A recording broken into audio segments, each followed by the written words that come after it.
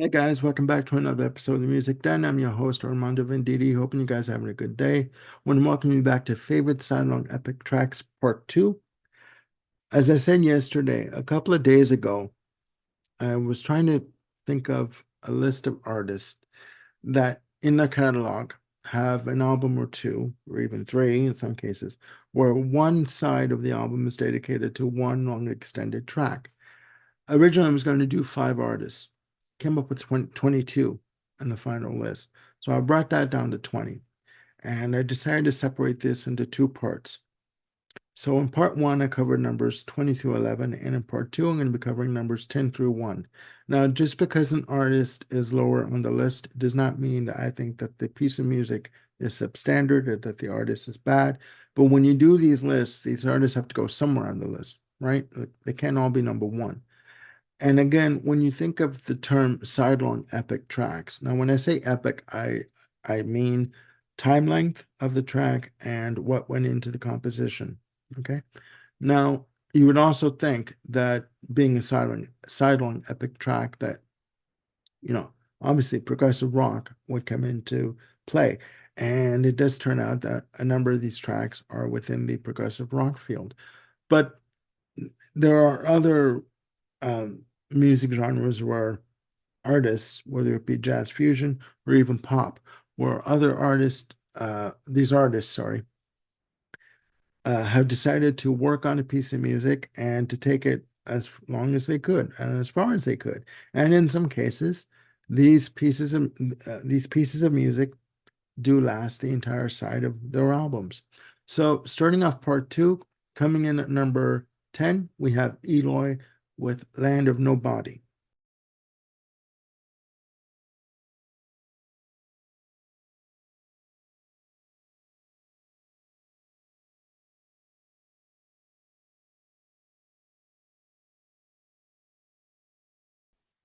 Eloy, German progressive rock band, released their sophomore album Inside in 1973. Land of Nobody clocks in at 17 minutes and 14 seconds. Okay. Fantastic piece of music. I've heard of Eloy before. I was going to say Eloy before. Uh, I've listened to one of their albums, Ocean, but I really did not pay too much attention to the band. But after listening to this track, I think I'm going to, you know, explore some more of Eloy. I have in my notes here, nice use of organ and rhythm guitar at the start of the track. Just a beautiful piece of organ music that comes in along with rhythm guitar. And then the organ does tend to swells and the band come in on the drums and a lot of uh, guitar chord crashes that come in, different time signature changes on this track. Very intricate and very frenetic at times. Okay. This track for me has a bit of a psychedelic feel to it. Okay. Fantastic. You really, if you guys haven't heard of Eloy, which I'm sure a number of you have, or quite a few of you have, please check them out. They're fantastic.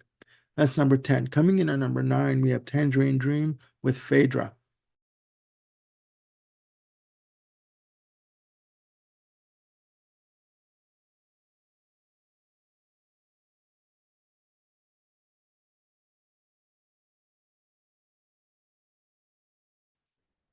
Tangerine Dream released Phaedra on February 20th, 1974. Tangerine Dream being an electronic band. Some people would say that they are progressive rock. I would say they're more experimental than progressive because they use a lot of keyboards and sequencing, etc. This track is simply fantastic. You have a lot of keyboard passages that sort of fade in and out together and they overlap one another. This was the first album where the band said they started to incorporate proper song structure because they were using the Moog synthesizer, Moog sequencer. This track, the title track, Phaedra, clocks in at 17 minutes and 39 seconds.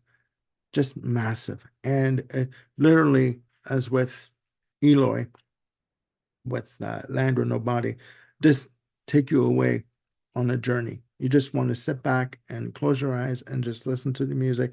And it does take you on, away on a good trip, right? Again, where you end up, you never know. But this is a fantastic album. I have it, and you really should check it out, right? Coming in at number 8 is Iron Butterfly with In-A-Gadda-Da-Vida.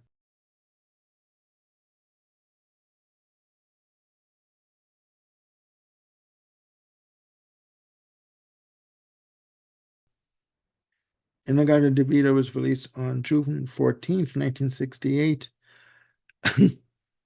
The sidelong track that takes all of side 2 is 17 minutes and 5 seconds. Now, when this single was released, it was like 3 minutes and 20 seconds. So you basically removed 13 minutes, etc., of this track. I don't know how the hell you could have done this, but it's a fantastic piece of work. Great organ, fantastic guitar passages. Uh, what I like about this track is there's a good separation between the left and the right channels, because you can hear, sorry, the organ on the right channel and the guitar on the left channel, and fantastic extended instrumental sections, and there's a great extended rhythmic drum solo. Now, some people or some artists do drum solos sometimes as a means just to fill up some space. No, no, no. This is not the case with this track. The drums come in and the drum solo goes in for like about 3 minutes, what seems like longer. But it's thought out, it's methodical, it's a fantastic rhythmic drum solo, and it is fantastic. I was about to buy this album about 3 years ago, even more longer, about 4 years ago, and I never did. I think I am gonna check this album out, and it's also available in the deluxe edition. That's number 8. Coming in at number 7 is Arcane with the track Learned.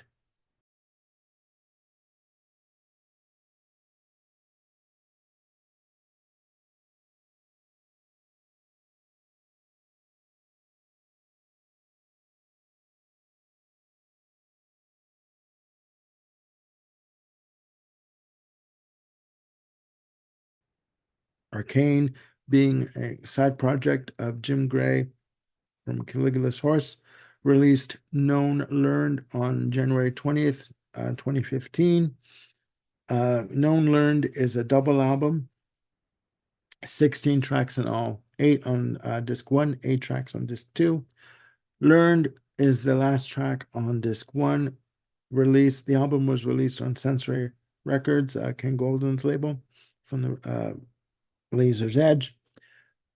Massive track. Now, Arcane being an offshoot of Caligula's Horse, progressive metal band from Australia, just amazing. The entire album itself talks about, has themes, I should say, of an individual trying to fit in, whether or not he does fit into society, trying to sort of make sense of what is going on in this person's life and trying to get a sense of normality.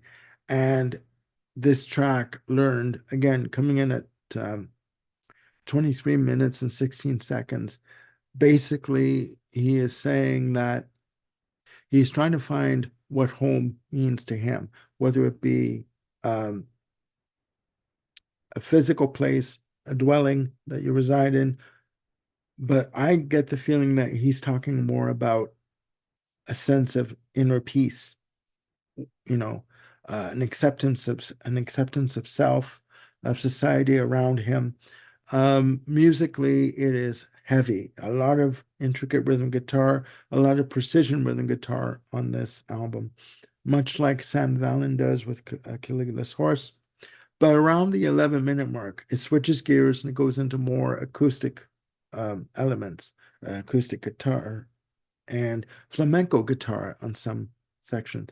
But it is just beautiful. And Jim Gray's vocal delivery, he has a unique vocal style. It's more of a yearning vocal delivery. And again, the character in the track, whether it's Jim himself trying to make sense of what is going on in the world, or whether it's just a character that he's portraying through the vocal delivery and the lyrics. Again, he's trying to find a sense of belonging. Okay. And it is amazing. It is amazing. You guys really should check it out. You can get the album Known Learned on Discogs. You can get it through the Laser's Edge, through Discogs, and it is fantastic. So that's number 7. Coming in at number 6 is Nectar with Remember the Future Part 1.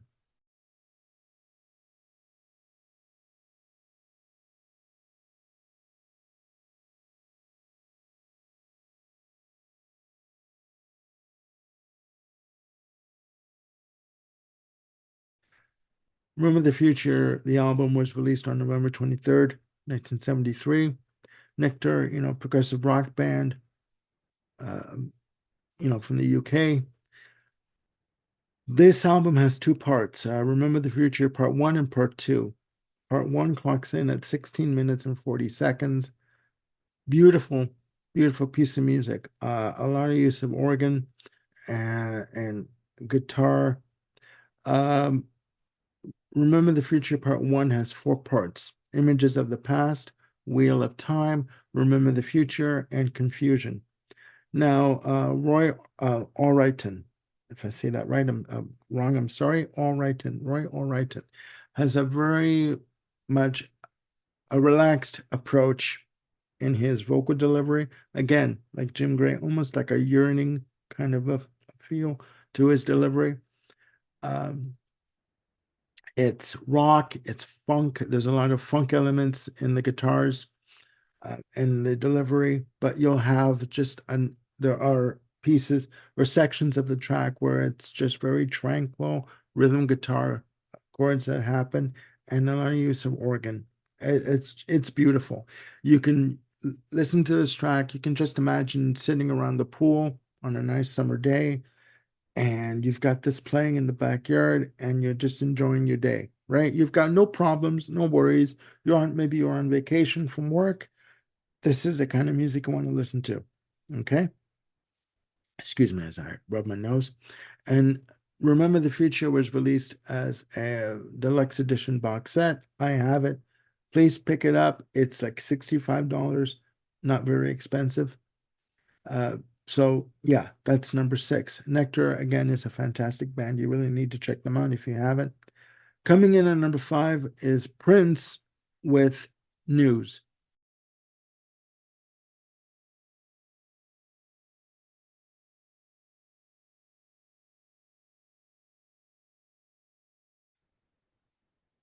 Uh, News, the acronym NEWS, released on June 30th, 2003. The track we're going to be focusing on is North. Now, this was at a time where Prince was kind of rediscovering himself. He had enough of the, um, you know, stuff he was releasing through Warner Brothers. He wanted to branch out. He wanted to get into jazz fusion. This track is listed as New Age, very rhythmic, very funky, has a very relaxed feel, laid back groove. Each track, northeast, west, south, clocks in at 14 minutes exactly. Actually, I do believe that North clocks in at 14 minutes and 1 second. This album was recorded in one day, February 6th, 2003, again released on June 30th of 2003. You can still pick up this album for like $40. It's quite pricey, but it is quite worth it. Again, the track itself has a very relaxed, laid back groove. Prince recorded this album with John Blackwell on drums, Renato Nato on keyboards.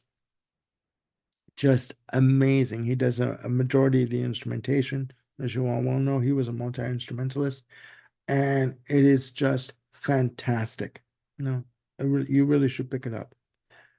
Okay, coming in at number 4 is Donna Summer with Love to Love You, Baby.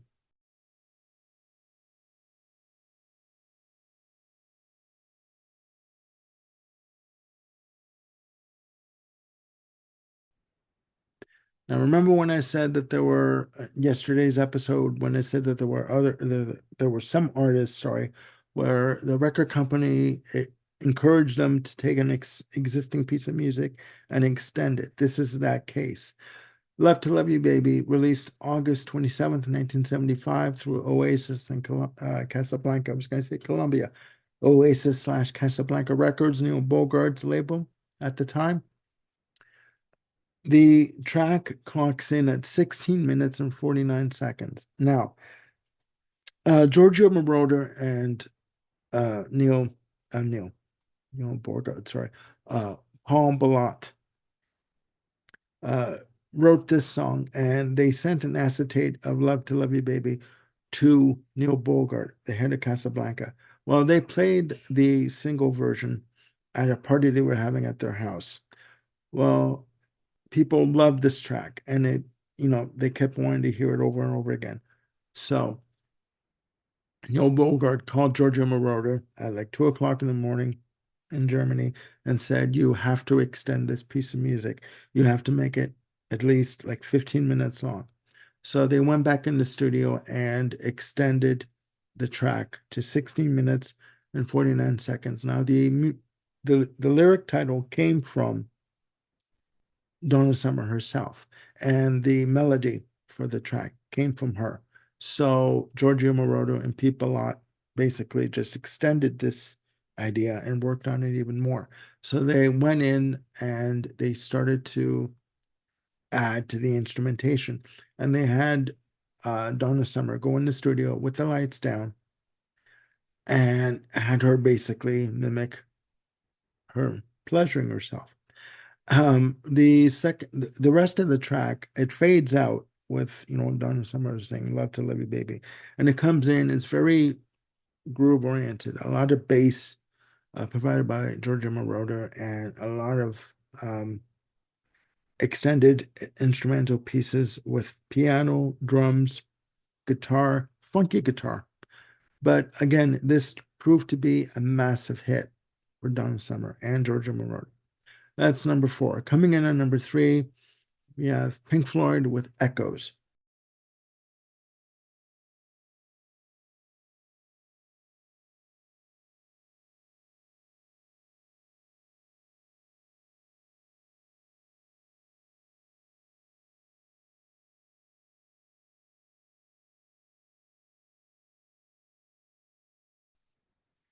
Echoes, released on the B side of Meadow, released on November 5th, 1971 through Harvest EMI Records. This was the one track on the album that was credited to the entire band. Experimental as all hell. A lot of use of guitars, organ from Richard Wright. You have David Gilmour and Richard Wright doing the co-lead vocal on the melody of the track. Just amazing. It is rock, it is funk in some spots. There's some quiet keyboard moments where you hear some eerie sort of, I don't want to say feedback, but sort of eerie keyboard passages that come in. And then the drums come in very slowly, and then the band come back in and finish off the track, clocking in at a massive 23 minutes and 50 seconds. Just an amazing piece of work. And yeah, this proved to be an album for the band that, and this track alone, that would be played quite a bit in concert. And again, just a fantastic piece of work. Coming in at number 2, we have ELP with Tarkus.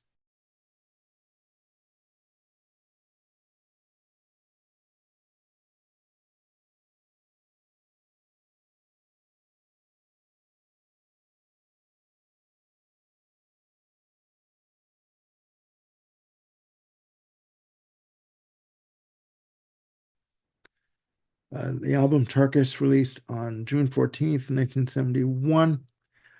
The the track Tarkus has many sections to it. And again, ELP were a progressive rock band at the time that borrowed a lot from classical motifs in terms of their compositions. The track Tarkus has it has various sections, and they are Eruption, Stones of Years, Iconoclast, Mass, Montecore, Battlefield, and Aquatarchus. Yeah, I can't even say that properly. And again, a fantastic piece of work. If I didn't say before, clocks in at 20 minutes and 59 seconds, just about 21 minutes. It takes all of side one of the album, just amazing. And again, uses elements of classical influences, a lot of use of organ, a Hammond organ, but just amazing. And a lot of people do say that side one of Tarkus is basically what makes Tarkus the album worth listening to. Fantastic piece of music, right? Coming in at number one is Renaissance with Scheherazade.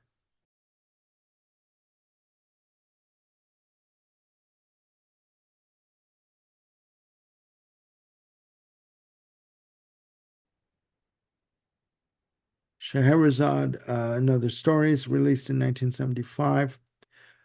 The title track takes up all of side two. There are 4 tracks in total on the album, but this track has 9 parts to it. Annie Haslam on vocals, just amazing.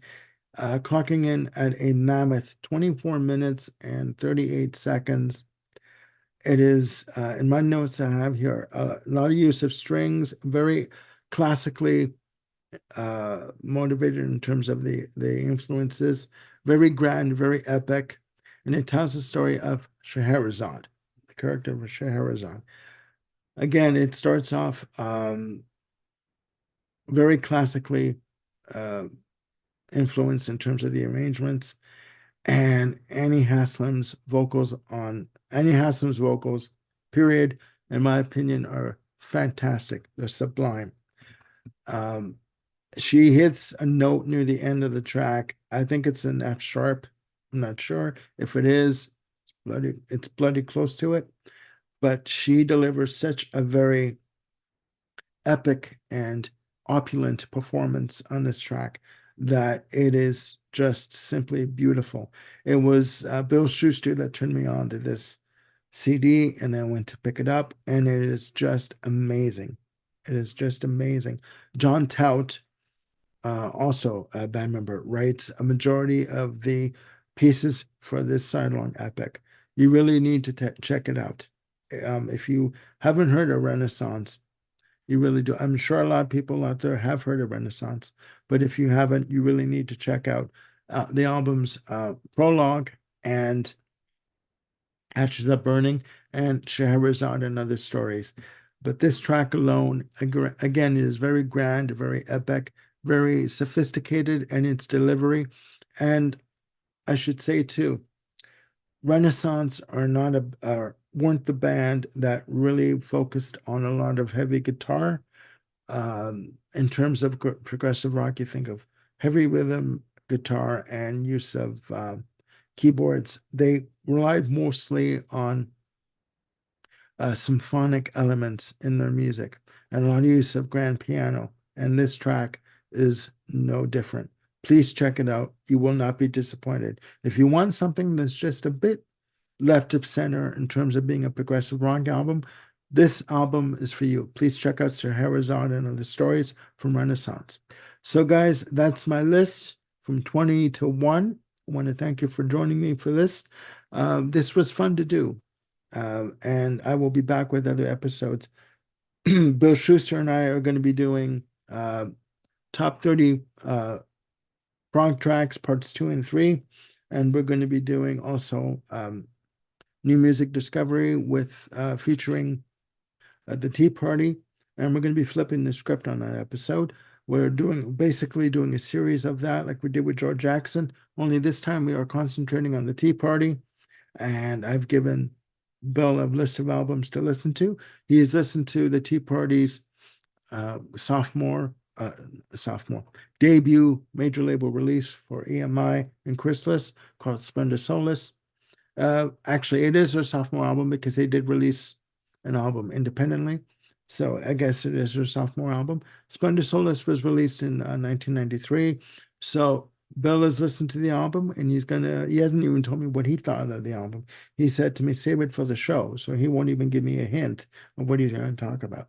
So he's going to give us his opinion on the Tea Party and their second release, Splendor Solace.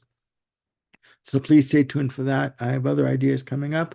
I'm going to be doing a live album spotlight on Genesis and their album Live from 73. So that's coming up. And I'm going to be doing Blu-ray reviews of Frank Zappa live at the Roxy. Okay, so please stay tuned for that. Please click like and subscribe and hit the notification bell to keep yourselves on top of any new content that got coming up. I am Armando Venditti signing off, wishing you all a really good day. And please look after yourselves and one another. And I'll see you soon with another video. Bye for now.